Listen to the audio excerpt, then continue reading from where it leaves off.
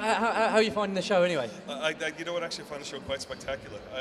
I was always saying to folks, one of the things I truly enjoy is getting a chance to meet out with the fans and really see that level of energy and excitement. And I love coming over here at least once every 2 years or every year or so, just to be able to make that connection and hear what's going on. We have so much great talent here, but also everybody is so knowledgeable about our product and excited about it. And it's the first time over since we launched the new 52. So because of that, I was really interested to hear what the words were. And what's the word been? So far, so good. I'm happy to say. You know, when we made that change, you know, there was a lot of concern from a lot of folks, retailers, fans, even people inside the company, talent, and we took a major roll of the dice and tried to approach things a little differently, try to improve ourselves as storytellers, as a company, on how we approached our books, and we were hoping people would react, and they did. So it was great. I'm interested. How does a show like this compare to the shows in the States? Is it similar? Or is it smaller? Or? It's different because there's so many different shows going on all throughout the country.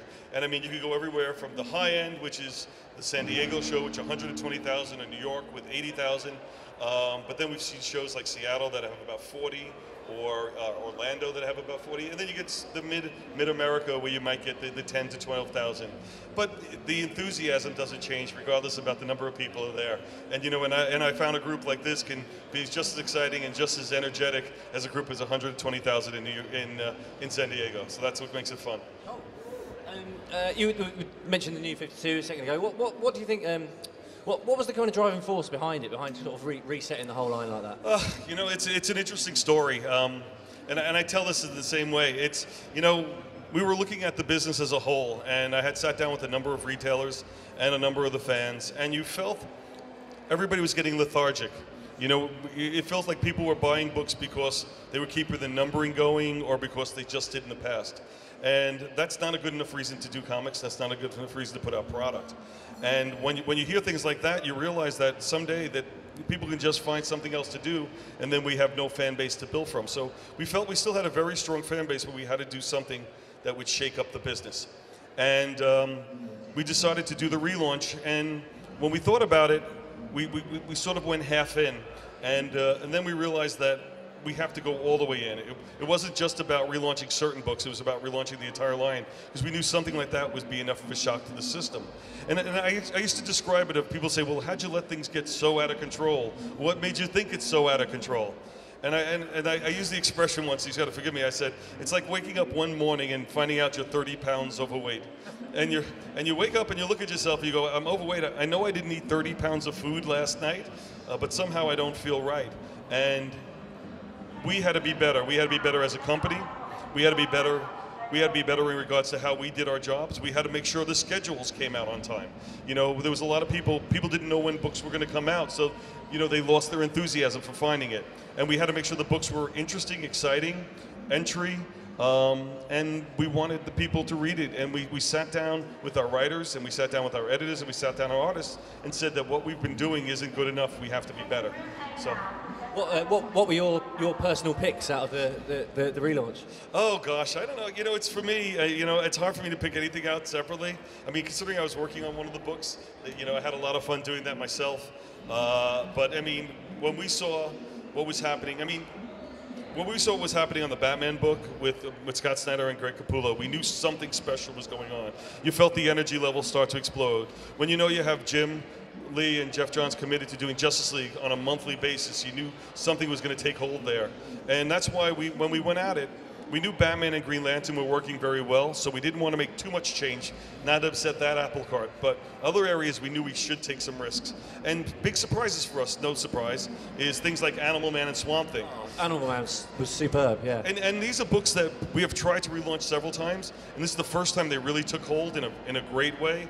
And things like Teen Titans, which had the most baggage. And Teen Titans is an interesting book because Teen Titans, when we started to do it, we were trying to find a way to make everything work. And then we realized that we were spending so much trouble trying to make the old stories work, we were sacrificing the new direction. It was going to impact how the works from there. And I see Wonder Girl over here. She's giving me, sorry about that, I really apologize. but what happens is that we had to make it be about the stories moving forward and not looking back. And that's what I tell everybody, is that we're only looking forward right now. We can't look back. What's in front of us? So if you didn't see a character that you liked, or didn't see a story that you remember, it's not that it's gone. It's just that we're not using it right now. Because ultimately what happened also is you got a lot of people that would go and say, well, why don't you do this? And the writers wanted to do that. Let's bring back Wonder Girl. Let's bring back Wally West. Let's bring back everybody. And I said, well, if we make all those changes within the first 3 months, we're going to be exactly where we started from. And we want to have that potential for story later, so that, a year from now, 2 years from now, 3 years from now, we always have things from the well that we could draw from that can make the line exciting. So how far ahead of you is the plan for the New 52? How far ahead have you got? Well, we had a basic 2-year plan coming out of the gate, and we're constantly adding that on.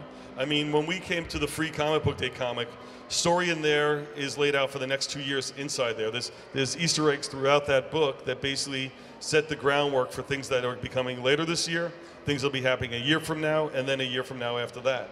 And it was important to know what the big milestones were, so you feel that there's a direction for the universe, that it's always going someplace, always progressing, but we don't want to give too much away. And you also want to give room to course correct if you see something else exploding or becoming exciting. You've probably been talking about it a lot this weekend already, but before Watchmen, obviously everyone's going to be excited. No, what is this thing? They're doing what? Yeah. No. Why is now the right time for Before Watchmen? Well, again, it's just we're being more aggressive at DC about trying to go out and get as many fans and people excited about his books as possible. And then also, I mean, it's been 25 years since Watchmen was introduced. There was a feature film that came out. And again, if we're out there trying to rebuild the business, rebuild an industry, and get people excited about comics again, you got to go with your best product. And there was a lot of reasons why people held back doing Watchmen. And the only way that we felt comfortable going forward is to be able to make sure we could assemble a team that would be the strongest one possible. And what we did is that we looked at everything that we had going on, and realistically, we wanted to start this even a year ago. But we didn't have the right talent, we didn't have the right people, we didn't have the right moment. And then when the story came together and the talent became available, then it just felt right, and we decided to pull the trigger and go. So did you always know who you wanted on the books? Yeah, I mean, it's the final list wasn't the starting list, As a matter of fact, what I originally had was 7 miniseries with 7. Actually, I had 8 miniseries with 8 different writers, and then ultimately, through time and just working schedules, we were moving the list around a little bit. And then when we found the 4 key writers, Darwin Cook, Joe Straczynski, Len Wein, and Brian Azzarello, we realized that it was work much better with just less writers than more. And there was more connectivity in their storytelling, and there was a level of respect among the 4 working together. And on top of that, they were all able to tell their own stories while still feeling part of our greater body of work.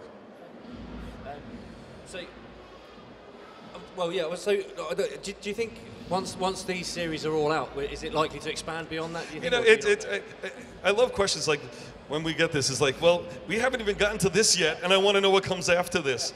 I don't know. I'm still waiting to hear what the plot for the Avengers 3 movie is, okay? I tried to get that yesterday. I didn't get anywhere. Obviously you've done the New 52. You're about to do Before Watchmen.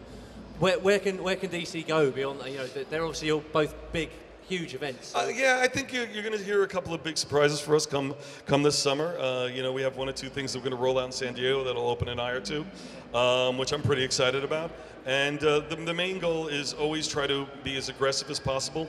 The main thing about the New 52 is that it will always stay new and will always stay 52. So we'll constantly be refreshing that line with new products so that it always feels like something's going on in that world and new characters and new ideas are being introduced. And also, I mentioned a little bit about it yesterday, but we're making it a very large goal of ours for DC Comics as a whole to really push forward an initiative to really reestablish Vertigo as the premier brand in regards to cutting-edge storytelling, and in that sense, and I think that's very important to us because, some people say that you look at books like Animal Man and Swamp Thing working in the New 52, and where's the place of Vertigo? Well, Vertigo is still an essential part of DC Comics. And therefore, by being so, we have to make sure that we make that thing their series as important as possible and receive the level of attention that was brought to the New 52. You all must be pretty excited about the Batman film. I am. You know what? I mean, the fun part for me, I mean, my background was in television before joining DC Comics. And so when I got to DC, I became solely publishing. And as co-publisher, I'm so focused on the print line and how we do. And my goal is always to make sure that print publishing is the source material, it's the inspiration for everything else. But then when you see things as the Batman movie coming, I'm just excited as any normal fan would be to wait to see it. I know nothing about that movie. And I prefer to keep it that way because it allows our storytelling to stand separate from that, and I get to enjoy it as much as everybody else does when it breaks. You know, and that's how it was the last movie, and I couldn't enjoy myself anymore. As publisher, how much time do you get to actually read the line? You know, how much do you read your regular books? You know, I get all our books. This is why I get myself in trouble all the time. Is that I get our books in certain forms all the time. So I see some plots, I see some scripts, I see some outlines, I see pencils, I see a printed early copy. I get the book right as it comes off the press. And I'm always seeing it at various stages. So I have to see the entire line like that. So I'm never really sure where we are in the publishing schedule. So when I'm talking about a book that I thought came out, I found out was only on my desk and nobody else's. And everybody goes, "Stop talking, Dan." I look at every title that we look at. I look at it for different reasons. So I might not even be reading it for story. I might be looking at it for just to make sure different pieces are supposed to be in there. You know, and the other thing too is that you got to understand that I also receive close to 300 comics a month from other publishers. So, you know, everybody's always asking me, where do you get your talent? Well, my talent comes from the other publishers. You know, I look at the books that everybody else is doing.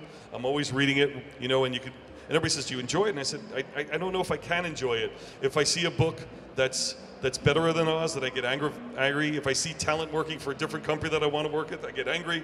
If I see a book that's worse than ours but sells better, then I get really angry, you know? And so these are things that you're always constantly challenging yourself to be better. And you're looking at the entire industry trying to make sure that we stand out amongst that crowd.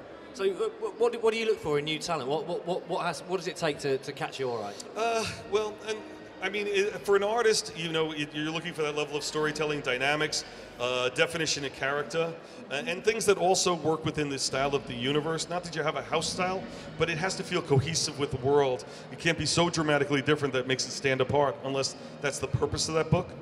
When I'm looking at a writer, I'm looking for the individuality of voices, the ability so that if I covered up the name of every character, I would know who was talking just by the tone and the type of conversation they were having.